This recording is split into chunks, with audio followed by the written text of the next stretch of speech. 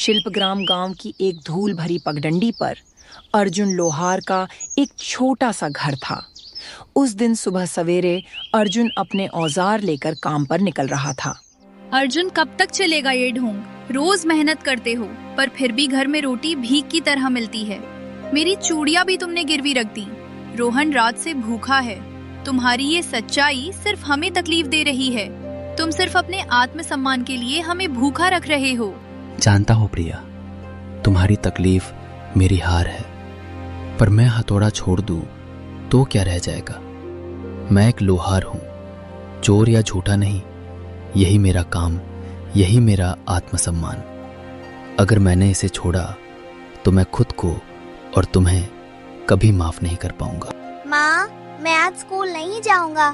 पेट दर्द हो रहा है और मेरे जूते भी फट गए हैं। सब हंसते हैं। बस एक रोटी है बेटा, खा ले। आज बाबू जरूर कोई बड़ा औजार बेचेंगे, तू चिंता मत कर। पिताजी, आप खाओ। आपको लोहा पीटना है, आपको ताकत चाहिए। नहीं बेटा, हम तीनों बांटकर खाएंगे। हमारा परिवार भूख से बड़ा है। हम इस गरीबी को भी एक साथ झेलेंगे, मगर अकेले नहीं। हे ईश्वर, जब मेरा बेटा कहता है कि सब हंसते हैं तो लगता है जैसे मेरे सीने में कोई गरम कील ठोकता है। क्यों मेरी निष्ठा बाकियों की चालबाजी के आगे हार रही है? मैं एक असफल पिता हूं। प्रिया सही कहती है, शायद मुझे ये हथौड़ा छोड़ देना चाहिए, हमेशा के लिए। अर्जुन का हुनर आज भी उसकी मुट्ठी में था, पर गांव वाले उसे भूल चुके थे। तभी हंसी की तेज और क्रूर आवाज। मुखिया रामनाथ अपने चमचे विनय के साथ एक चमकीले घोड़े पर बैठकर आया, अहंकार का जीता जागता प्रतीक। ओ अर्जुन, तेरी दुकान तो बिल्कुल वीरान हो गई है। यहाँ तो मकड़ी भी जाला बुनने से डर जाए। सोचती होगी यहाँ भीख भी नहीं मिलेगी। क्या हुआ, तेरी किस्मत भी लोहे की तरह पिघल गई क्या? मुखिया जी, गांव वालों का कहना है कि इसकी भट्टी मनहूसियत का अड्डा है। इस साल ओले क्यों पड़े? क्योंकि अर्जुन यहाँ है। इसे हटवाओ मुखिया जी, गांव को बदकिस्मती से बचाओ। और सुन अर्जुन, तेरा बेटा कल मेरे घर के पास भीख मांग रहा था। अगर तू अपने बेटे को रोटी नहीं खिला सकता तो लोहारगिरी छोड़ दे, भीख मांगना सीख। कम से कम पेट तो भरेगा। मुखिया जी, मेरी मेहनत और ईमानदारी पाप कब से हो गई? मैं मेहनत करके खाता हूँ, भीख नहीं मांगता। मेरे परिवार को ताना मारना बंद करो। अब सुन ले लोहार, 2 दिन का समय है तेरे पास। अगर तेरी दुकान पर कोई बड़ा काम नहीं हुआ तो मैं खुद मजदूर लगाकर ये दुकान उखाड़ दूंगा। शिल्पग्राम में बदनसीबी की कोई जगह नहीं। अगर मैं अभी बोलूंगा तो मैं इस आदमी को मार दूंगा। मेरे बेटे के भूखे होने का मजाक। मैं इस अपमान के साथ और जिंदा नहीं रह सकता। मुझे गांव छोड़कर जाना ही होगा। मेरा स्वाभिमान मुझे यहां मार डालेगा। वह थका था आज सिर्फ शरीर से नहीं, आत्मा से भी। मुखिया के शब्द उसके मस्तिष्क में आग लगा रहे थे। कितना कमाया आज? मुखिया जी आए थे क्या? ये क्या है? अर्जुन, हम कल क्या खाएंगे? क्या तुम हमें जानबूझकर मार रहे हो? मुझे जवाब क्यों नहीं देते? मैं और ज्यादा कोशिश नहीं कर सकता। वे मुझे यहाँ नहीं रहने देंगे प्रिया, मुझे माफ कर दो। मैं असफल पिता हूँ। रामनाथ ने सही कहा, मैं अपने बेटे को रोटी नहीं दे सकता। मैं आजाद हूँ, पर इस आजादी का क्या फायदा? अगर मैं भाग जाऊं तो शायद प्रिया और रोहन को किसी की दया मिल जाए, मेरा बोझ उतर जाए। वो गांव छोड़ चला, अंधेरी अनजानी राह की ओर। उसने जंगल की सबसे गहरी और डरावनी जगह चुनी, पुराने खंडहर। वह वहां मरने नहीं बल्कि अपने स्वाभिमान को बचाने गया था, लेकिन नियति ने उसके लिए एक अलग परीक्षा तैयार कर रखी थी। बस मैं यही रहूंगा। अब ना कोई अपमान होगा, न कोई भूख। इस गरीबी और लाचारी का यही अंत है।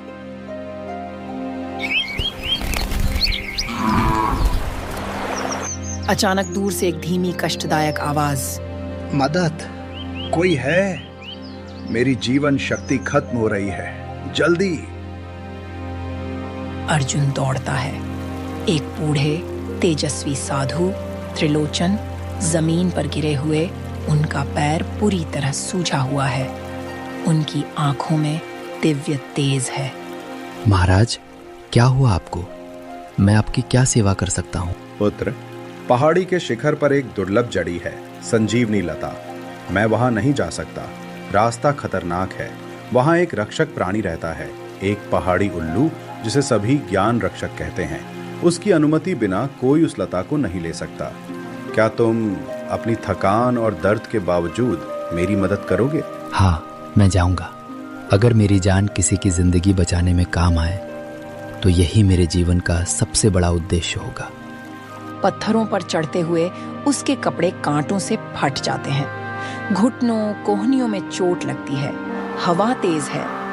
रास्ता अंधेरा और फिसलन भरा। अर्जुन जैसे ही चोटी तक पहुंचता है, अचानक एक तेज हवा का झोंका आता है। काले बादलों के बीच से एक विशाल पहाड़ी उल्लू नीचे झपटता है। उसके पंखों से धूल उड़ती है। आंखें चमकती हैं जैसे 2 अग्निशिखाएं। रुको मानव, संजीवनी लता कोई साधारण जड़ी नहीं। ये केवल उन्हें मिलती है जिनका हृदय सच्चा हो। यदि तुम ये जड़ी चाहते हो तो तुम्हें मेरे 3 प्रश्नों के उत्तर देने होंगे। गलत उत्तर का मतलब वापसी का रास्ता भी नहीं मिलेगा। मैं तैयार हूँ।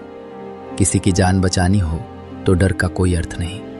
पूछिए। प्रश्न 1, यदि तुम्हारे पास देने के लिए कुछ भी ना बचे तो तुम दुनिया को क्या दे सकोगे? अर्जुन गहरी सांस लेता है, कुछ क्षण सोचता है। जब हाथ खाली हो तब इंसान अपना दिल दे सकता है। सबसे कठिन रास्ता कौन सा होता है? वो जिसे चलने की ताकत शरीर से आती है या मन से? सबसे कठिन रास्ता वो है जिस पर कोई साथ न चले, जहां हर कदम पर शक हो, दर्द हो, अकेलापन हो। ऐसे रास्तों पर शरीर नहीं, मन लड़ाई लड़ता है। तुम लोहार हो। तुम्हारा जीवन हमेशा लोहे और औजारों से घिरा रहा। मुझे बताओ, असली मजबूती किसमें होती है, लोहे में या इंसान में? अर्जुन अपने घायल हाथों को देखता है। लोहे की मजबूती वही तक है जहां तक आग उसे गड़ सकती है, पर इंसान की मजबूती उसके इरादे में होती है। लोहे को टूटने में एक चोट काफी होती है, पर इंसान तब तक नहीं टूटता जब तक वो खुद हार न मान ले। तुमने हर उत्तर दिल से दिया है। जाओ, संजीवनी लता तुम्हारी है। तुम्हारा उद्देश्य पवित्र है और इसका सम्मान होना ही चाहिए। थके हुए शरीर से वह घुटनों पर बैठकर जड़ी तोड़ता है। वह लुढ़कता फिसलता हुआ नीचे लौटता है।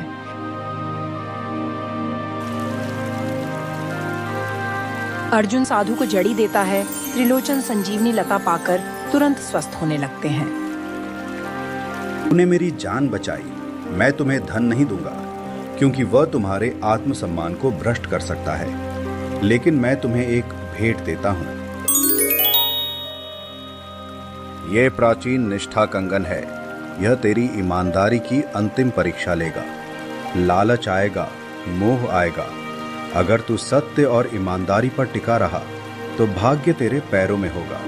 बस इसे कभी बेचना मत। यही तेरी असली संपत्ति है। मैं वचन देता हूँ महाराज, मैं इस वचन को अपनी जान से ज्यादा महत्व दूंगा। मेरा विश्वास लोहे की हथौड़ी से भी कठोर होगा। वो लौटा, टूटा नहीं बल्कि बदला हुआ। नई ऊर्जा, नया हौसला, एक साधु का वचन और एक तांबे का कंगन। प्रिया दौड़कर आती है। उसकी आंखों में गुस्सा, चिंता और अंततः राहत का मिश्रण है। तुम गए कहाँ थे? मैंने पूरी रात रोकर गुजार दी। मैंने सोचा कि तुम हमें छोड़कर चले गए। अब तुम क्या लाए हो? मुझे एक साधु मिला। उसने ये कंगन दिया और एक वचन लिया। उसने कहा, कभी मत बेचना। उम्मीद है प्रिया, इस बार किस्मत हमारी निष्ठा का साथ देगी। मैं तुम्हें छोड़कर कभी नहीं जाऊंगा। कंगन से पेट कैसे भरेगा अर्जुन? ये सिर्फ तांबा है। कंगन से नहीं, वचन और निष्ठा से भरेगा। दुकान पर मणिलाल आता है। उसकी लालची नजर सीधे कंगन पर पड़ती है। ओ लोहार, ये पुराना कंगन मुझे बेच दे। दूंगा 2 सोने की मोहरें। ये तुम्हारे 1 साल की कमाई से ज्यादा है। क्यों भूखा मरता है? माफ करे सेठ जी, ये बिकाऊ नहीं है। इसकी कीमत सोने से नहीं आकी जा सकती। ये मेरी निष्ठा का मूल्य है जिसे मैं नहीं बेच सकता। पागल है तू। गरीबी आदमी की अक्ल खा जाती है। बर्बाद होगा तू और अपने परिवार को भी मारेगा। 2 दिन बाद नगर का रत्न विशेषज्ञ हर्षित आता है। उसके कपड़े रेशमी हैं और उसकी आंखें सोने की तरह चमक रही हैं। अर्जुन सुनो, ये तांबा नहीं, ये प्राचीन ब्रह्मा कांस्य है। इसकी कीमत लाखों में है।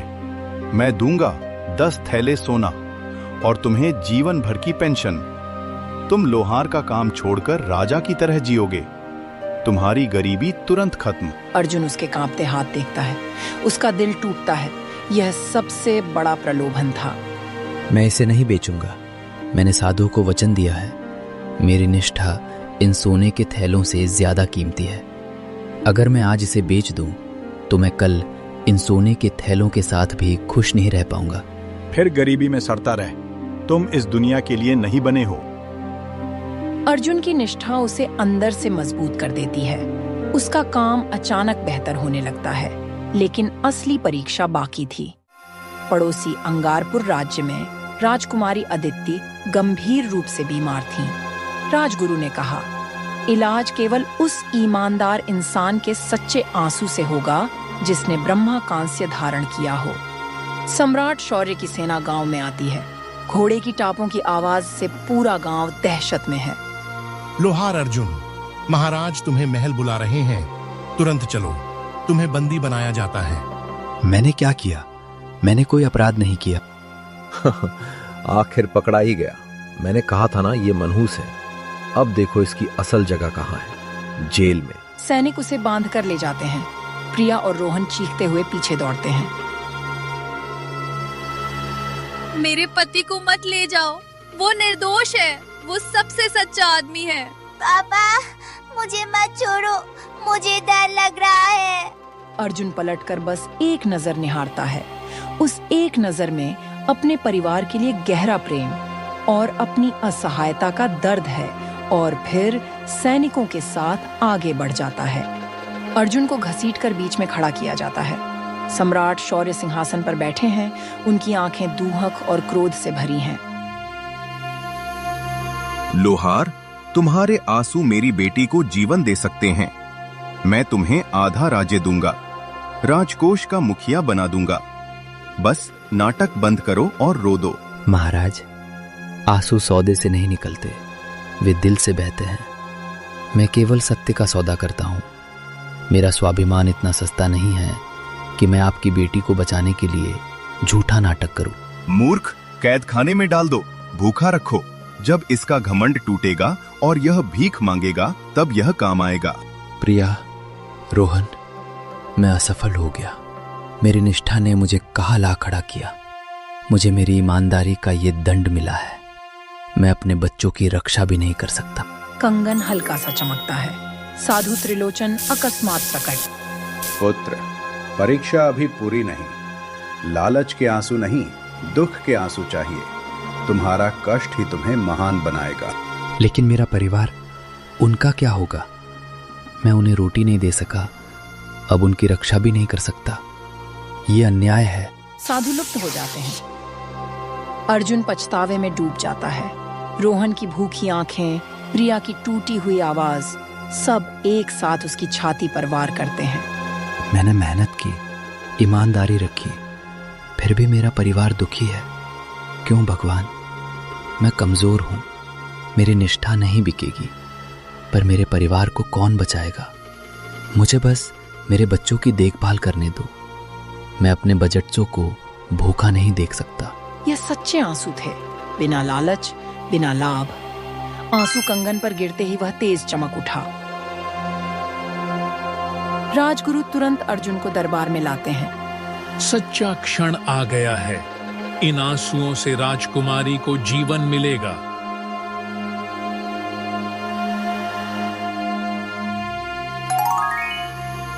राजकुमारी अदिति तुरंत आंखें खोलती हैं।